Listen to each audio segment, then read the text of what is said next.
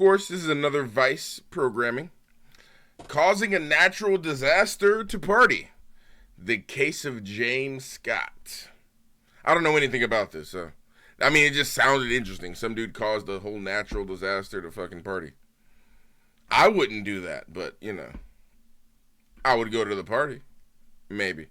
As far as the eye can see, the great Midwest flood is spreading. In the summer of 1993, in the American Midwest, there were torrential rains happening for prolonged periods of time, the likes of which had not been seen in almost a century. In the face of a 500-year flood, we know we cannot contain the fury of a river. The levees were breaking in sequence with that last crest of water coming down the Mississippi River. We arrived on the scene just minutes after a levee break in Nutwood, Illinois. This was the biggest national news story. Heading downstream now with a vengeance. It wasn't if this levee would fail, it was when.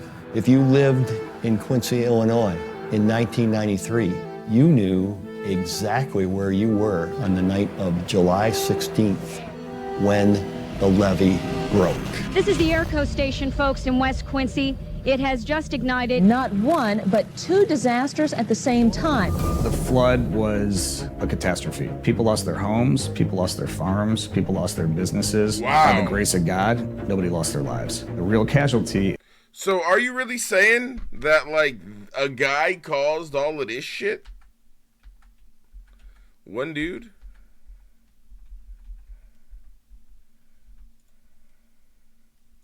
By the grace of God, nobody lost their lives. The real casualty is that there's still one man rotting in prison for the rest of his life for causing this flood. I live that day every day. Every day I wake up in prison. The motive was this. James Scott was going to go break the levee to strand his wife in Missouri just because he wanted to party. Something's not adding up. I've spent 27 and a half years in prison. I've had my whole life stolen from me. Is it right? Is it fair? No, it's not. You really...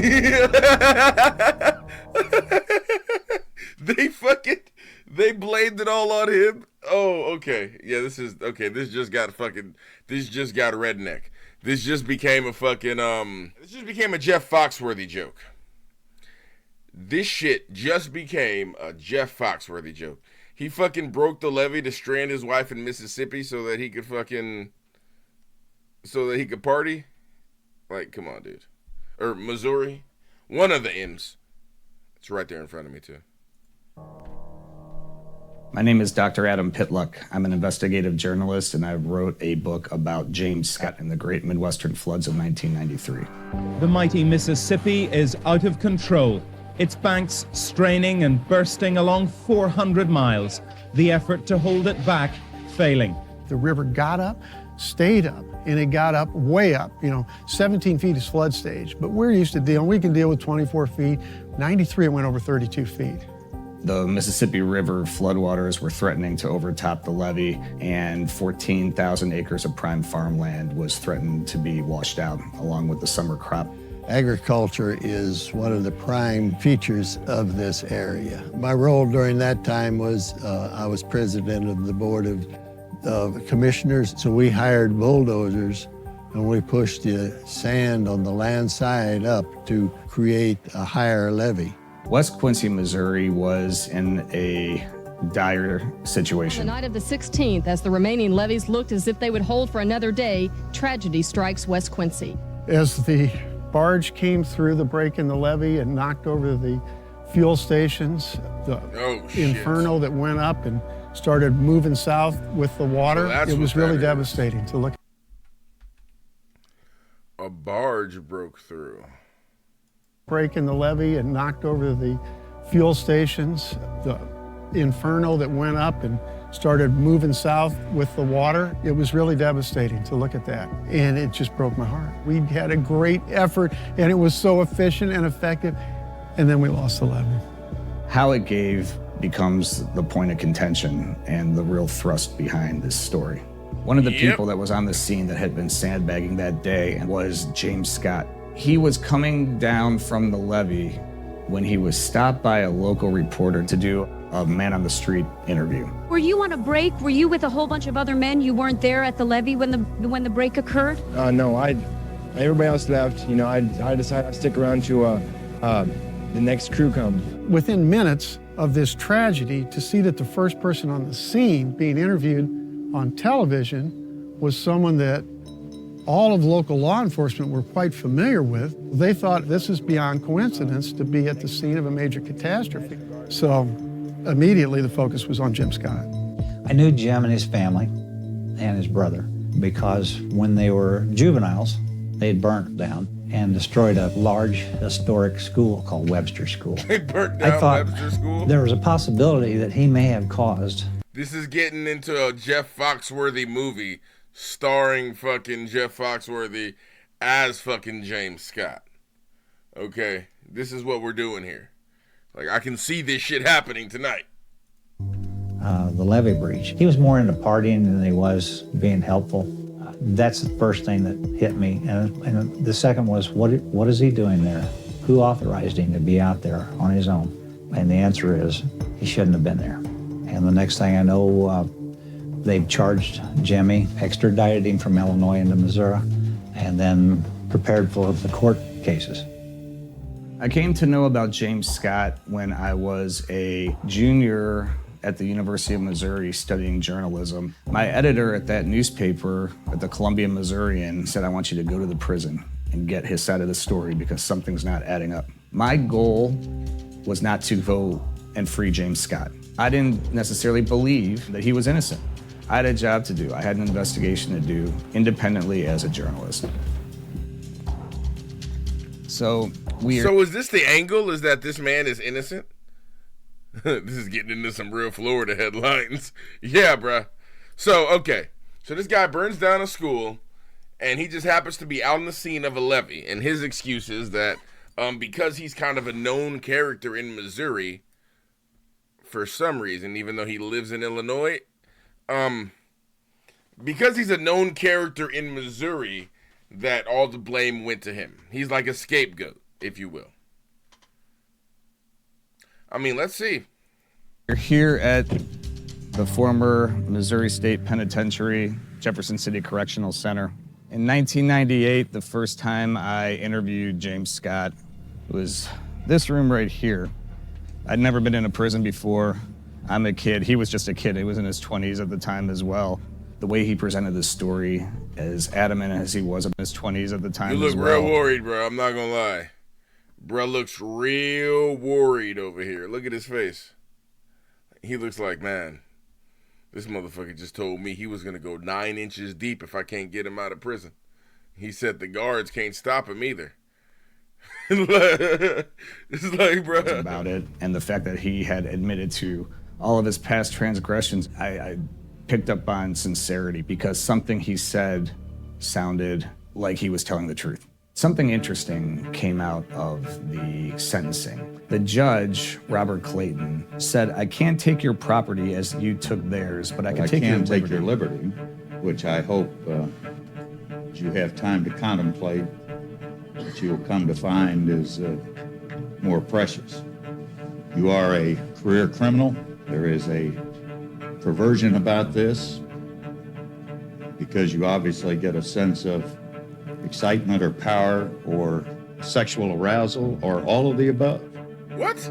When you commit these acts. James Scott was a local bad boy for sure, but he was never a violent criminal. He was never a sex offender. This sort of vitriol, these sorts of labels, the way that the judge worked himself up and the way that the jury was worked up during sentencing, there was no other outcome that could have happened. When James Scott was convicted, I think the majority of the citizens in Quincy and West Quincy, they felt that justice had been served. When he was sentenced, the community reacted very favorably. They were very happy for the conviction. And years later, when I interviewed people in Quincy, one elderly lady said, hang him from the nearest tree and everyone go home for lunch. Wow. His mother is basically the lone presence in his life that has been rock steady this entire time. She never wavered. She never doubted him. She never lost faith that one day he'd be released, even though the life sentence he received pretty much ensured that If he ever gets out, it'll be when he's an old man and she likely won't be around anymore. Another picture. Hope you like the photo, Mom. Show everyone. I love you, your son, Jim. I enjoy getting pictures from Jim, so I can see how he's matured into a nice young man that he is. He calls me every night, and we have about 20 minutes on the phone. Jim? Yes. Still not yet. He called me this morning, and I told him, I said, Jim, I said, you're going to be fine. I keep telling him, I said, you're coming home. Love you too. Bye. I've always had the hope that, he would be coming home. I feel it right here in my heart, and nobody's going to take that away. That's a mother, though, bruh. Like, your mama's always got your back, regardless. Like, if that's a good mama, she's got your back. And she's got her son's back, which I fucking... Man, you got to feel for, right? Really, it's different, bro. I know mamas that are like, I will lie for you. And look, I promise you right now, if you go on the stand, mommy will lie. I'll say you were with me. I'll say you were with me. I'll lie on the stand. My mom would have lied on the stand for me. I believe it. I believe it. She's not around to dispute it, so that's a fact.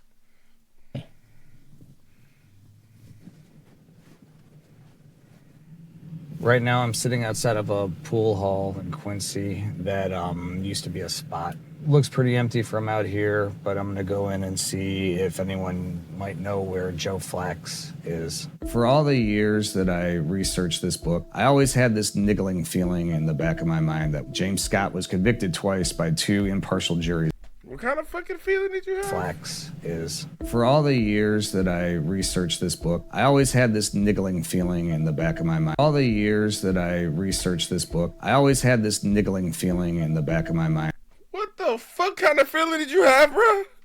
All the years that I researched this book, I always had this niggling feeling in the back of my mind. Did he say niggling? What the? Okay, hold on.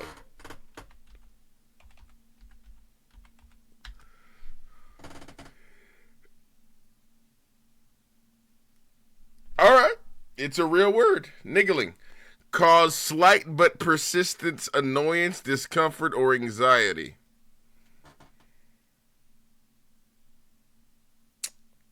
Okay. All right, hey, checks out. Settle down. One more for the one time. All the years that I researched this book, I always had this niggling feeling in the back of my mind that James Scott was convicted twice by 2 impartial juries of his peers. So what am I missing? In 1997, after the second trial, there was this new motive that came up that wasn't... All that really shows is my ignorance of vocabulary words, or my lack of vocabulary, or my ignorance of words. Same thing. Introduced at the first trial. The motive was this: a 16-year-old kid named Joe Flax, who at the time was under house arrest. He testified that James Scott told him at a party right before the flood that he was going to go break the levee to strand his wife in Missouri so he can go party in Illinois without her. And that made headlines. Here was a story of a man that caused a natural disaster just because he wanted to party. Joe Flax is still the anomaly in this equation, in this story. Other than his explosive testimony, nobody's interviewed him or talked to him since. All right, so let's go see what we could find. What's up, guys? Hey, let me ask you guys something. You guys were here in 93? Say again? Were you guys here in 93? You know a guy named Joe Flax? Joe Flax? Yeah. Yep. He used to I shoot know stick him. around here? Where's he? Is he here? I haven't seen him. I don't think so. You haven't seen him around? So they know who he is. They haven't seen him around in a while. And they said this is the only show in town right now. So I figure we'll try 1 or 2 more bars. This is where the levee broke, opposite of Quincy, which is over here. The conditions that increase the likelihood of levee failure are all clearly visible right here, even to the point that the narrowest place in the river is right here where the levee broke. And then On top of that, we have the Corps of Engineers desperately, in the last hours before the levee inevitably failed, bulldozing the backside, cutting channels in the backside. There is no way in the world that this levee was not going to fail. That is my professional opinion, and it hasn't wavered one bit in the 28 years since I started looking at these data and these situations and going through the evidence. James Scott is innocent. Where we're standing right now, that's it right there. That's where the levee broke. That's correct. Let's go take a look at it. When these levees that were over top, particularly levees like this that are pretty much homogeneous with texture, this levee is pure sand. We're still walking on sand. Yeah, you're sinking in it while you walk. Let me ask you, I mean, this is how soft the levee is. I mean, it's bone dry and I'm sinking in it. Yeah. I mean, imagine when it was saturated. This was the only location in which insurance paid for damages, and they did it because a human created the disaster, not a natural disaster. And guess who the largest landowner was on the Missouri side of the levee break? It was the civilian chair of the Levee District Commission, Norman Hare, who has a new house, which he built with his disaster relief funds that he should never have received in the first place. So one of the key witnesses for the prosecution in the James Scott trial had a financial stake in the outcome and never admitted it. You need to have Bruh, these motherfuckers are coming out here with straight fucking facts. My guy. Insurance for the houses in the bottoms ahead of the flood, or you won't get reimbursed for the damage to your houses. In my research, I try not to go down the conspiracy theory rabbit hole, but for the farmers to be made whole, they needed a scapegoat in order to have a insurance claim, because they did not have federal flood insurance through FEMA that covers flooding. They did have homeowners insurance that covered vandalism. So were it not for somebody vandalizing the levee, they would not be able to file a claim. Acts of God, force majeure, was not covered. Acts of vandalism were. So this all runs down to money. The fucking prison system in general goes down to fucking money. How many judges have been fucking paid off to fucking put people in prison? Okay? It's all down for lives put away into a system, because the more inmates a prison has, the more money they have, right? But in this case, if there is a human to blame for the natural disaster, then the insurance has to pay out for it because it's not natural. Wow. Again, it's just lives. Lives traded for money. The insurance covered somewhat all of it, yes, but your insurance never covers if you have a car wreck. You've got your deductibles, and it's not going to cover everything, but it helps. And what were your feelings about James Scott? I would rather not say. James Scott has served his time in the Jefferson City prison, as I understand, and I think that he has served his time. Whether he earned his prison term or not, I'm not going to say, but the judge thought he did. So that's up to the court systems. Dr. Hammer, have you ever met James Scott? No, I have not. I'm at the age now where it's time to actually do something, and I'm going to attempt to get to the governor and see if we can drum up enough information and get him to grant James Scott a pardon. Because frankly, this makes Missouri look terrible as a state.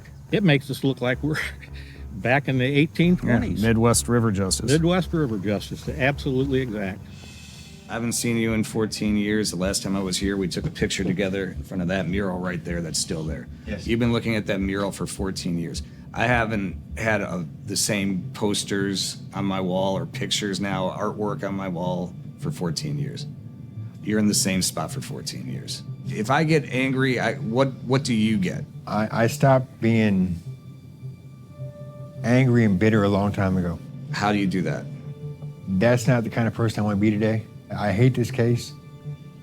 I don't hate the people involved with the case. I hate what they did. I hate the lies that was told. I hate the bullseye that was put on my back. I've spent 27 and a half years in prison for something I haven't done. I've had my whole life stolen from me. I've spent my whole adult life in prison. Is it right? Is it fair? No, it's not. They say, well, you was convicted. Well, yeah, I was. I was convicted on circumstantial evidence. I never caused the West Quincy levee to fail. And I'll take it to my grave.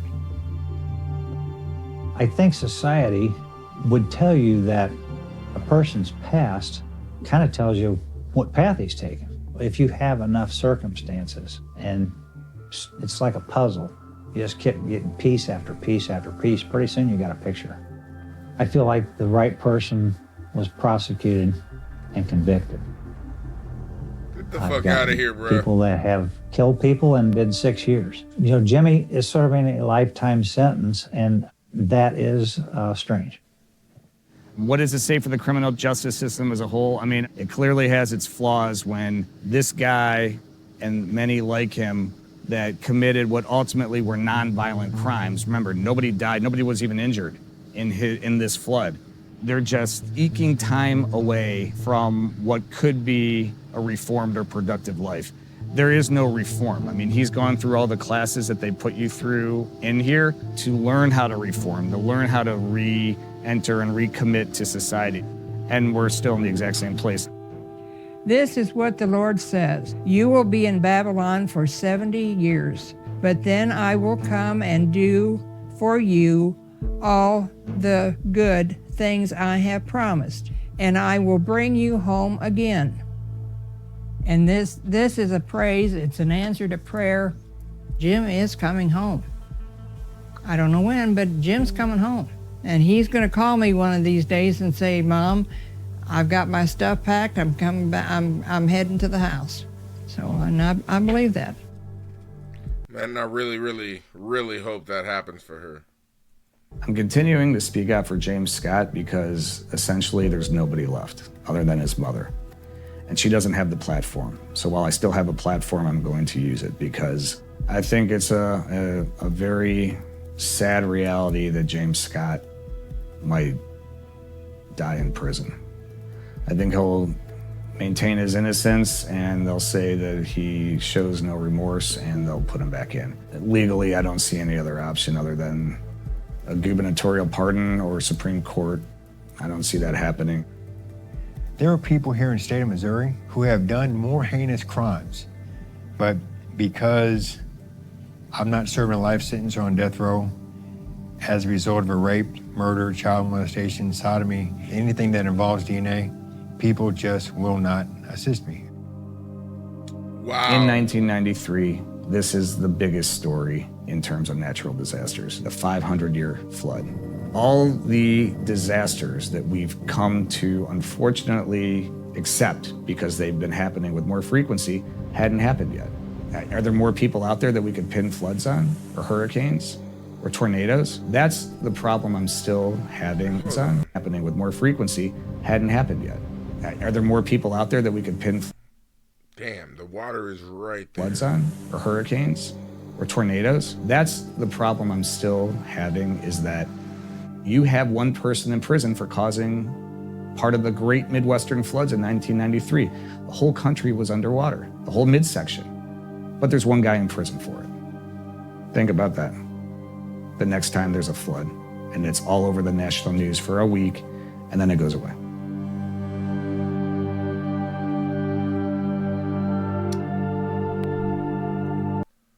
Wow.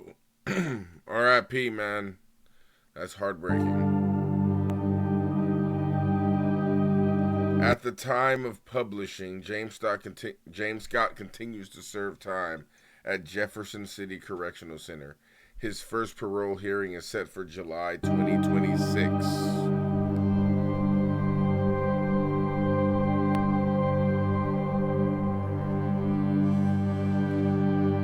Man, this went from a Jeff Foxworthy joke to an American tragedy. Jesus.